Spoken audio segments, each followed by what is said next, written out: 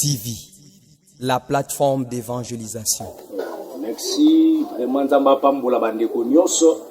Bo bazolanda biso la Willy TV, Nzamba Pambola le frère Nickel, Nzamba Pambola basala Nzambe nyonso, bandeko nyonso bazolanda biso vraiment la Willy TV. Nzamba Pambola bino makasi vraiment apambola bino.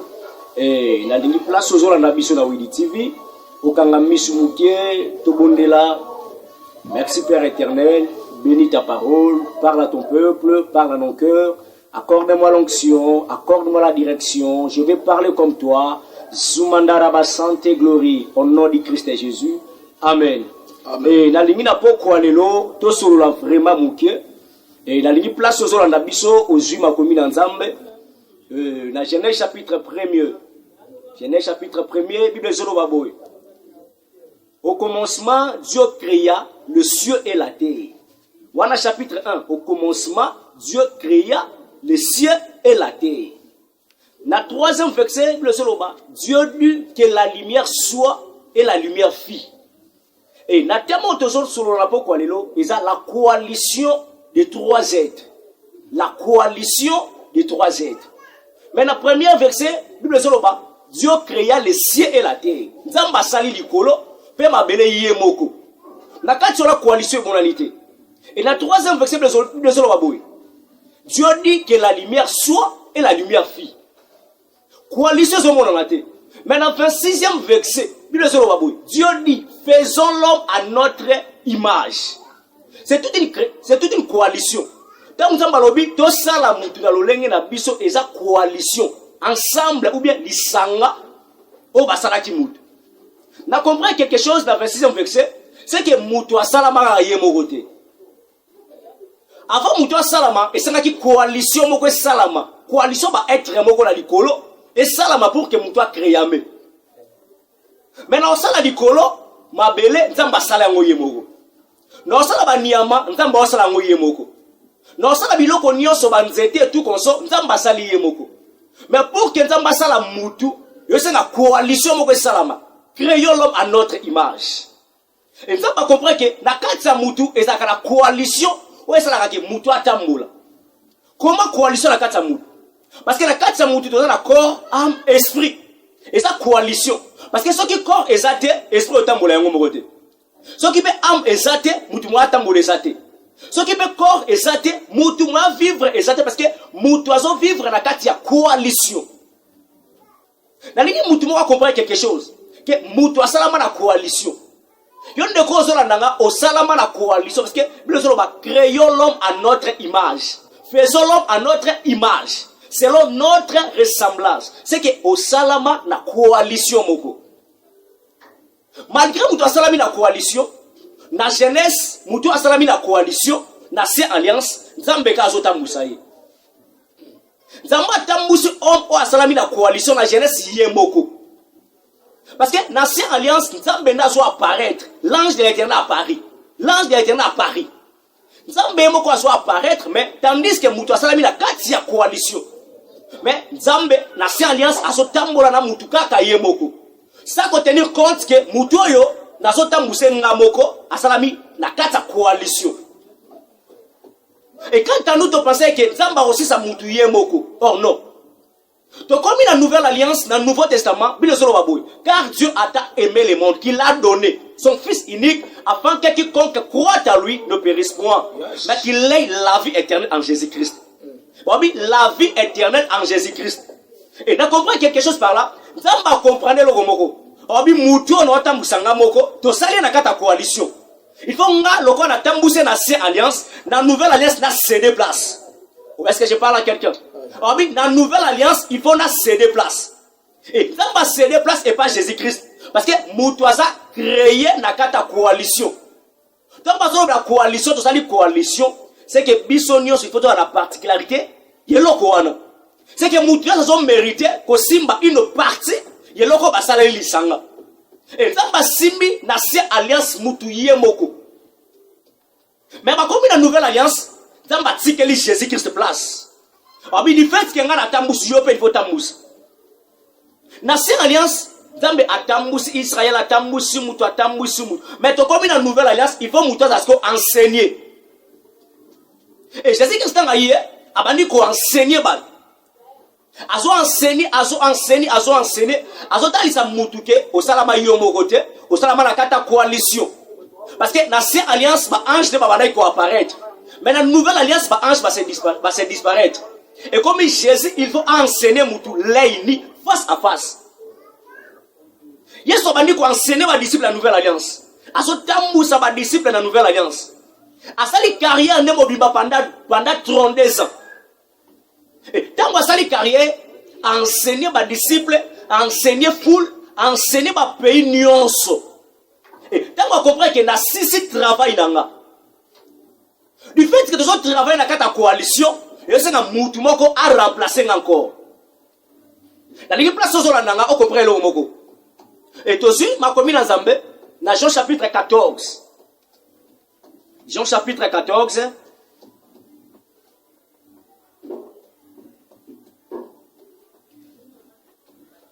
Jean chapitre 14, verset 16. Jésus a compris que nous avons une mission, il faut céder mission.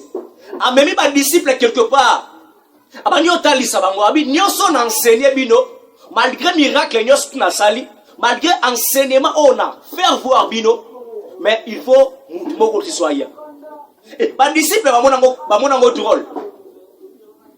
Quand ba disciple ba penser nini que Jésus a retikala na bango pendant tout ce temps sur la terre.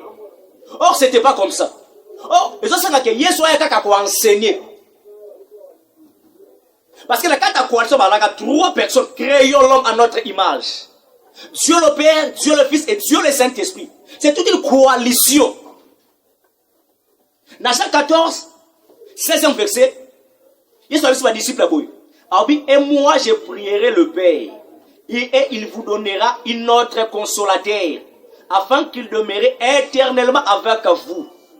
Dans 17e verset, l'esprit de vérité. L'esprit de vérité que le monde ne peut recevoir parce qu'il ne les voit point. Alors, nous avons la sikoyo papa, attendant 3e consolateur. Parce que nous devons consoler l'esprit à vérité. Jésus-Christ a dit, jusqu'à tel point, 3e consolateur. Parce que mon salama n'a pas de coalition. Le sang moutou na moutou a ses essais par naïe. Jésus-Christ a s'exercé par un enseignement, a s'exercé par un miracle, a s'exercé par un kolaki sabatuke azanzela. Maintenant, on comprend que mission n'angesili, je prierai le Père, il vous donnera une autre consolateur, l'esprit de vérité. L'esprit là, l'esprit que le monde ne peut pas le recevoir. Mais vous les recevez, vous les recevez. Et bateau va recevoir mon limon et ça biso ba chrétien et ça biso ba toi qui enseigner dans Jésus-Christ. Bateau ne sont pas là qui enseigner par Jésus-Christ. Parce que tant que c'est une mission là il faut y atteindre. Mais bateau na ba tika la bonne côté parce que basalama na kata coalition, il faut pas dans consolateur moko. Et ba disciple ba tika li so bi boko longwa awate jusqu'à tel point consolateur aoya. Et ma disciple va s'engager place moko na chambre haute na Actes des Apôtres chapitre 2. Va s'engager na kata chambre haute bazo c'est la consolateur oyo Jésus-Christ a enseigné par la kisa ibango. Parfois ni bazo demeurer na kata chambre haute. Et comme journée moko il fait que on est ko demeurer na kata présence ya Nzambe na kata ba enseignement Jésus-Christ. Et basanta likolo e fongwami. 3e consolateur, l'Esprit Saint a quitté et pas ma disciple. Dans l'Ancien Testament, dans la Bible, Jésus-Christ dans le Nouveau Testament a bandé qu'on enseigne. Mais tant que le Saint-Esprit aille, dans la chambre haute, la première des choses, c'est que 3e personne ou 3e être aille dans via Moutou, il faut changer d'abord via Moutou. Et raison pour laquelle dans la chambre haute, tant que le Saint-Esprit a quitté, on va changer. Yes. Amen. Faut même la langue au bas qu'on va échanger. Bien, de langues semblables à des langues de fée. Il y a des causes pour qu'on comprenne que Saint-Esprit vraiment a poussé à l'icatre ou bien à critiquer il faut changer premièrement attitude. Moutoyo a recevoir Saint-Esprit, attitude comme a changé. Parce que les disciples ont mis Saint-Esprit, attitude d'abord comme changé. Et la deuxième des choses, c'est que Moutou a recevoir Saint-Esprit comme troisième être, il faut allongoler la carte de la condamnation à coutume. Moutou a mis Saint-Esprit allongoler la biso la carte de la condamnation à coutume. À tous ceux qui l'ont reçu, à ceux qui croient en son nom, il a donné le pouvoir de devenir l'enfant. Saint-Esprit a longolé la carte de la loi coutume. A changé ma identité la biso premièrement et puis a longolé biso la carte de la loi coutume. Raison pour laquelle nous sommes baboués. Même si vos ennemis viendront comme un fleuve, l'esprit de l'Éternel la mettra en fuite. Yes. C'est que Moutou a le Saint-Esprit a banga ba démonter. Moutou a le Saint-Esprit a banga makambo azoyo kana maturité. Parce que ataba tu vas se comploter contre yo. Va se comploter contre makamuna yo, l'esprit de l'Éternel la mettra en fuite. Yes. Pourquoi? Parce que oyamba troisième être. Oh, il n'y a rien que pour qu'il a changé premièrement vie na yo. Et deux, pour qu'il a longo la carte de loi ou bien condamnation à kinango. C'est le temps du Saint-Esprit. Parce que tel enseignement, Jésus-Christ c'est le cas qui déjà. Le temps où nous sommes, c'est le temps du Saint-Esprit. Raison pour laquelle nous sommes dans Joël chapitre 2 verset 28. Après cela, je répandrai mon esprit sur toute chair. Vos fils et vos filles prophétiseront. Vos veillards auront des visions et des songes.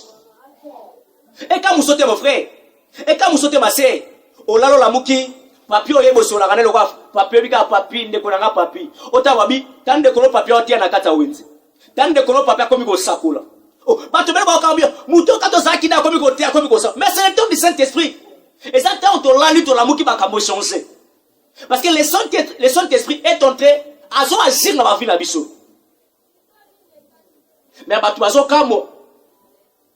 Oh, tant on a l'objet que je suis le prophète Abraham Bouka, l'homme des anges de Kinshasa. Mais yo boya ndengeni parce que c'est le temps du Saint-Esprit. Parce que Saint-Esprit a commis ko fongola makambu. Et comme tant il y a prophétie à Joël ko kisama Joël 2:28. Obi boko mona molimo santa ko so para dikola ba jeni nyonso. Mais lelo bande kwaso comment dirais-je? Baso tout ka bande ko ba jeni baso buka. Ah, il y a pas comme frère, il y a comme pasteur. Ah, ba mona fils tenzela baso kamwo. No bi eka musote soko moni muto olia kanaye, olala kanaye akomi ko sakula. Ou bien akomi ko sindabariser parce que tant Saint-Esprit qui il y avait des langues semblables. Zumandara ba santé gloire. Parce que tant otoza et ça tant il y a Saint-Esprit. Il faut que Saint-Esprit abanda ko agir. Et muto ya mi Saint-Esprit atika la kabongote. Tant Saint-Esprit a changé vie na yo, a changé attitude na yo. Alongolo na kata ba condamnation à famille, alongolo na kata loi ya famille, il faut amener Moscou na kata royaume. Na kata royaume moko za secret. Royaume des sacrificateurs. Parce que Yesu a dit na ke ko bongisi la bino sika. Mais na kotinda mutuma wa consolateur moko. Azo préparer biso pour na royaume des sacrificateurs. Yango nazo biso olongwa déjà na combat famille au Zaranango. Yes. Ozo appartenir na kata faya royaume des sacrificateurs. Ma brasoko. Ça va. Et Saint-Esprit azandela mona ange. Nena expliquer le moko. Saint-Esprit a différents anges ensemble. Yango biso lo boy. Blasphème contre Saint-Esprit et aux a pardonné. Oui, mais des mots ça na capacité au kanga ange. Mais ça na capacité au kanga Saint-Esprit. Parce que dans cette alliance, et ça na ba démon ba kanga ba ange. Lipambolia Daniel bakanga mo pas démon. Et puis nzamba de dia ange a ko libérer lipambolia Daniel, mais ange wana bakanga et pas Isabelle. Mais c'est difficile. Ba démon bakanga Saint-Esprit. Raison pour laquelle ceux qui Saint-Esprit kiti, gloire à Dieu mais ceux qui kiti. Dans la ténèbre qui m'a musika. Yanga lobi les ténèbres ne régneront pas. Et qu'on réunit quand? Pourquoi Saint-Esprit so kaza katina biso ba démon okangote? Et ça impossible. Bandoka fani bakanga Saint-Esprit. Abi ataba sangani lokola ebele mbonge na ebale. L'esprit de l'Éternel la mettra en fuite. Comment ngate so bazoro babiloko wana? Et c'est impossible de moutoir dans le Saint-Esprit à affecter la coronavirus. Et c'est impossible. Moutoir à yamba molimo centre lokola ba disciple. À affecter na mbasu moko. O ça prévoit pas ba démon. Parce que l'esprit vous enseignera les choses cachées. Parce que tant qu'on y a mis Saint-Esprit, il faut Saint-Esprit comme à quoi enseigner des choses à cacher. Babylone comme qui le comprend était. Et Saint-Esprit a zawana pour que enseigner biso Babylone qu'on a rien les biso de kokate. Pourquoi? Parce que tous dans Saint-Esprit. Saint-Esprit, moutou dans Saint-Esprit, il faut comme en dimension, il faut voir même un voyage austral. Nasa on m'a dit qu'on s'accorde, on a solo pas. C'est ça le Saint-Esprit.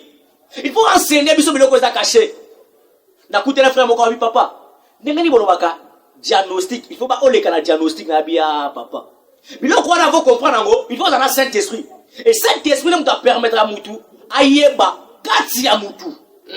Mosakoli. Et comme il yo basakoli basa musala. Amen. Mais nazo ka moi, ceux qui na mboka Congo jusqu'à là bazo reconnaître basakolité. Parce que na si alliance là qui sont qui problème est ça. Basangisi ba prophète nyonso. Baloba jusqu'à là ni yo salam. Mais na kati mboka Congo basakoli basa vraiment négligé. Mais nzamba sunga. Lokola tangi jo laisser kokisa mi. Balinga te basakoli bo sala musala. Balinga te bakamulo za la dévoiler parce que ozana Saint-Esprit katina yo. C'est le temps du Saint-Esprit. La ligne de cause nanga, il faut comprendre quelque chose. Que au Salama na kata coalition, l'homme a été créé par la coalition de trois êtres. La coalition de trois êtres. Et il faut inviter à Saint-Esprit. N'a pas prié le Saint-Esprit comment kotamusanga parce que c'est le temps du Saint-Esprit. Et c'est le temps du Saint-Esprit à agir dans la vie d'Abisso. Et ça, il faut tout le monde avoir manifestation de l'Imam.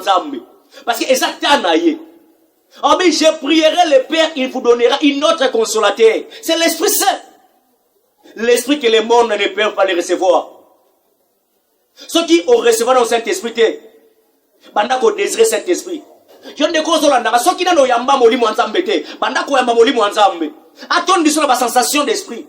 Attendez sur la parole de connaissance, la parole de sagesse, la discernement de l'esprit. Parce que c'est le temps du Saint-Esprit. La ligne de console nanga, mais parce que c'est le temps du Saint-Esprit. Désira qu'à chaque temps, zaba pambola bande konyoso, o balandi biso sur Widi TV, o bazola na biso partout dans le monde, zaba pambola bino, bino besoin de temps qu'on a dans ma prédication, ya biso, ezalaki wana votre humble serviteur, le prophète Abraham Bouka, l'homme des anges depuis Kinshasa. Les causes à la poste à cause de la directive. Bengamo Sakoli, numéro affiché wana, ou vous allez décider. Na pamboli, bande konyoso balandibiso. Nzamba pambola bande konyoso, ou ba soutenir ka prophète Abraham Bouka. Nzamba pambola, la sœur Betty Kibemba. Nzamba pambola, Mama Thérèse. Nzamba pambola, Libota Mobimba, Maman Mireille. Bande konyoso, nzamba pambola, ma fille Germaine. Nzamba pambola, binonyoso. Kangamis place aux amis.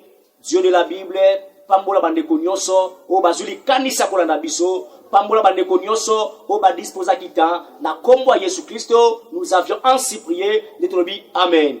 Zambalola, a pambola biso nyonso, bandeko nyonso Widi TV, tous s'abonner vraiment massivement na kata chaîne Oyo, ils a chaîne, ils a uniquement, ils a plateforme de l'évangélisation, ils ont permettre biso to panza sangomala mu monde entier, pour la chaîne autour le matin. Et Nzamba sala encore faveur parce que faveur Nzamba eza makasi na kata chaîne yo. Eza chaîne oyo kotala ma monde entier na sakoli pour mandeko bazola na chaîne yo. Tango o mona chaîne on a éternité et bangisoté. Parce que Nzamba zo pambola déjà parce que le temps où je suis en train de parler na moni lipata moko munene et a combler ndaku moto zali et Dieu m'a confirmé que chaîne oyo ekozala ya kotala mana monde entier parce que ma patrimoine na monde entier partout aux assorts likolo au monde lipata c'est que du fait que Nzamba la kizi sinwana et ni ko annoncer que chaîne oyo ekozala vraiment partout dans le monde vision oyo ekende musika Nzamba pambola ba sala Nzambe nyonso o baza abonné na kata Widi TV na kombo ya Yesu bye